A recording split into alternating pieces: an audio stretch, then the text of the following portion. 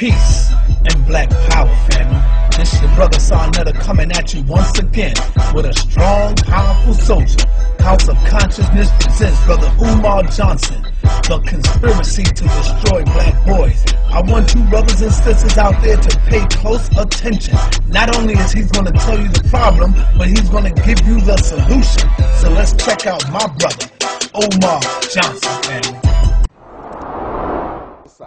Okay, miseducation is essential in order for oppression to really deal with the black male problem that they have here in America.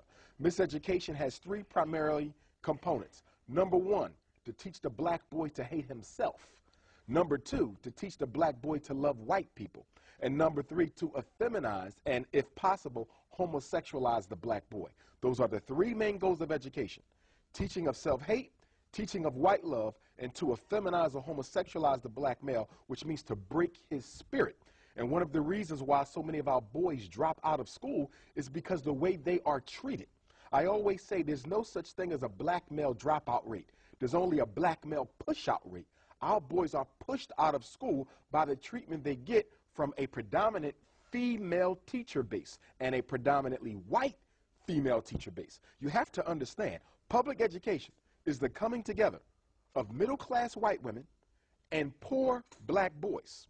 Middle-class white women and poor black boys. Two populations that this society, for most of its history, have tried to keep apart.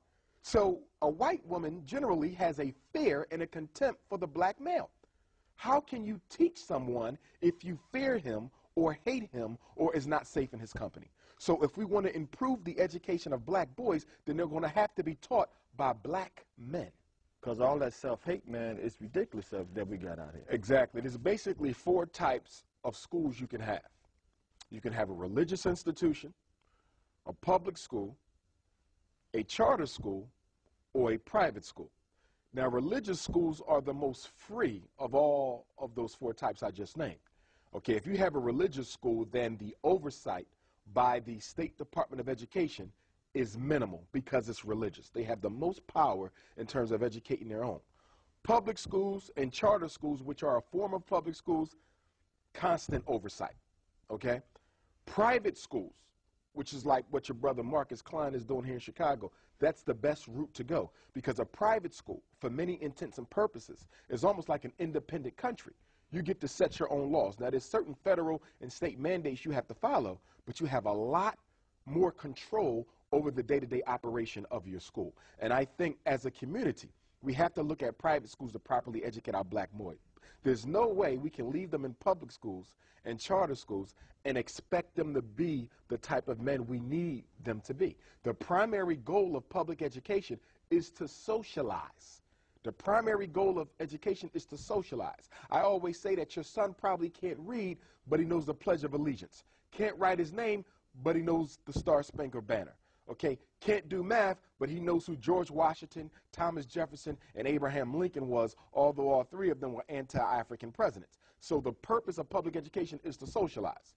And that is one of the biggest reasons why we have this great homosexual threat, because now, as a population control measure, they are socializing black children to be lesbian and homosexual as a strategy to reduce the birth rate in the black community. Homosexuality is not being pushed as a cultural revolution. Homosexuality is being pushed as black population control to convince an entire generation of black children to have sex with people of like gender. Why? Because if I can convince black boys to cohabitate with black boys, and if I can convince black girls to cohabitate with black girls, then what do I do to the black population rate, the birth rate? I cut it in half. Same thing with prison. The mass incarceration of black men, which is a function of miseducation, is being done to control the black population rate. When a black male is incarcerated, and when he is incarcerated during his prime years, from about 18 until 38, then what you are also doing is not only incarcerating him, but you are incarcerating the two babies that he would have had he not been incarcerated. Oh. Everything that's done must be viewed as a population control strategy. Everything that's done is population control. Even when you look at the welfare laws that were put into effect in the black community, many of them forced okay, the woman to separate from the man in order to get certain types of assistance. Everything is about controlling our numbers. So whether it's AIDS, whether it's Ebola, whether it's special ed, whether it's Ritalin, whether it's jail, whether it's homosexuality, everything is about exterminating the black gene. Eugenics means the extermination of the black gene. Not the poor black gene or the rich black gene. Not the light-skinned black gene or the dark-skinned black gene. Not the educated black gene or the uneducated black gene. It is about the extermination of all of us, which is why bourgeois, elitist, middle-class Negroes have the wrong idea, because many of them believe that if they accommodate the system will spare them.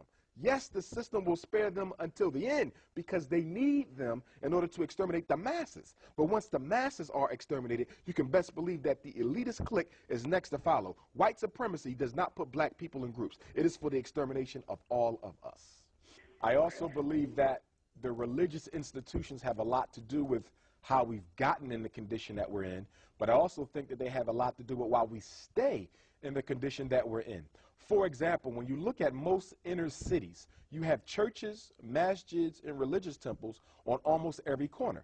But if you were to do a survey to find out how many of those religious institutions offer a free academic enrichment program to African American children who have delayed skills, almost none of them do. And the ones that do, they only do it because they get grant money from the local, state, or federal government to do that. Unfortunately, our religious institutions are just as selfish as individual black people have become, and they're not really interested in helping our children unless someone's going to give them money for it. It bothers me how we can have children in church on Sunday learning about Jesus, but yet they can't even read Jesus in the Bible. Or children who go to the mosque on Friday learning about Muhammad, but they can't even read his name in the Quran. My point to the religious institutions, and I don't have a problem with religion, I don't see anything wrong with them. In fact, sometimes they can be a benefit. Okay, they can be a benefit, but religion is neutral. Any institution is neutral. It's how it's used. Religion was used to help fight for the end of slavery, but religion today is being used to re-enslave the African mind. So the problem with religion is that its scope is limited. It's no longer what it used to be to the community.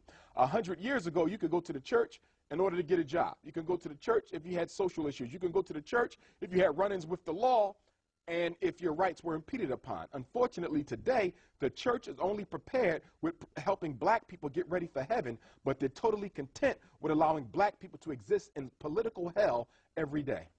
Whenever you want to control a people, there's three institutions that are absolutely necessary to control and dominate any people. Number one, you must control the school. Number two, you must control the church. And number three, you must control the military. Those are the three most important institutions in any community. So when you look at the black community, obviously, we don't have our own community police force. So that's totally controlled by Europeans. Then when you look at the church, that's also totally controlled by Europeans. We tend to look at the mosque and look at the church and say that these are black institutions. No, they're not. The process, the mindset, the ideology is totally European. We don't have an African-centered form of Islam, and we don't have an African-centered form of Christianity. We got European and Arab forms of religion that are simply being managed by black personalities. Religion is the most political institution in the black community. It always has been. When slavery began, it was done through the church. When the missionaries came into Africa to subdue and colonize, they did it through the church. Whenever the enemy wants to get a stronghold in the black community, they call up the clergy. They call up the imams. They call up other religious leaders who they know will push forward their program. There is nothing non-religious about the church. The church and the mosque are totally religious. And in fact, one of the reasons why black people are being so successfully oppressed and subdued in this country is because many of the people who stand at the pulpit are afraid. They are afraid to do the work that they claim they were sent here by God to carry out. As far as homosexuality goes, we have to understand that the movement to homosexualize black children, and particularly the males, began in 1972. The Rockefeller World Population Council, along with Planned Parenthood International, and yes, I'm talking about the same Planned Parenthood that was started by eugenicist Margaret Sanger to open up abortion clinics near the black community to reduce the black population. 85% of all Planned Parenthood abortion centers are located in satellite areas adjacent to the black community. In fact, it's been estimated that since the birth of Planned Parenthood in the 1900s, that black people have exterminated more than 3 million of their own children. When we hear these conversations about Hispanics taking over as the largest ethnic group, that's only because Hispanics tend not to kill their children as much as black people do. And the reason why we kill our children so often is because of the self-hate. But getting back to homosexuality, the Rockefeller World Population Council and Planned Parenthood decided that homosexuality must no longer be viewed as a mental disorder. Up until 1972, homosexuality was listed in the Diagnostic and Statistical Manual of Mental Disorders. That's the Bible of psychology and psychiatry. Everything we diagnose is in that book. And if you are a parent, you should have a copy of it. You can get it at any bookstore. It's a little silver book with blue letters, DSM-4, okay? And what they decided was that had to come out. Up until 1972, homosexuality was a mental disorder. At the American Psychiatric Convention in 72 or 73, the homosexuals were able to infiltrate the movement and was able to encourage the psychiatrists to vote to remove homosexuality from the list. So homosexuality has only been normal in America for about 35 years. Once they decided that homosexuality would no longer be abnormal, it was then decided that it would be pushed into the black public schools to control our population. In fact, Secretary of State Henry Kissinger in 1974, look at the dates, 72, Rockefeller World Population Council and Planned Parenthood said we got to change things. 73, they take it out of the DSM. It's no longer abnormal behavior. 74, Henry Kissinger in a National Security Memorandum said that we should consider homosexuality as a population control strategy in the black community. And that is right now, that's one of the reasons why President Obama's Secretary of Education from Chicago, Arnie Duncan, is a supporter of homosexuality. In fact, the person who President Obama appointed as the Safe Schools and Drug-Free Schools czar right now wants a mandatory kindergarten through 12th grade homosexual curriculum in every public school in America. Now, we know that homosexuality has roots in Greco-Roman philosophy and culture. Many of the Greek philosophers were homosexual. Many of the Roman philosophers were homosexual. Julius Caesar was homosexual. Napoleon was a homosexual. Most white psychologists teach that homosexuality is a natural adolescent male behavior, which is why I always encourage black parents, do not send your son to a white therapist or a black one unless you know their sexual orientation, because many of our children are getting psychotherapy from homosexuals who are propagating the lifestyle. Homosexuality is being pushed to exterminate the community. They make the boys gay, they inject them with HIV, they inject it into our sisters while they're cohabitating, and that is why HIV is the #1 killer of black women on the face of the earth. They're giving AIDS to the gay men, and we're giving it to our queens. Black population.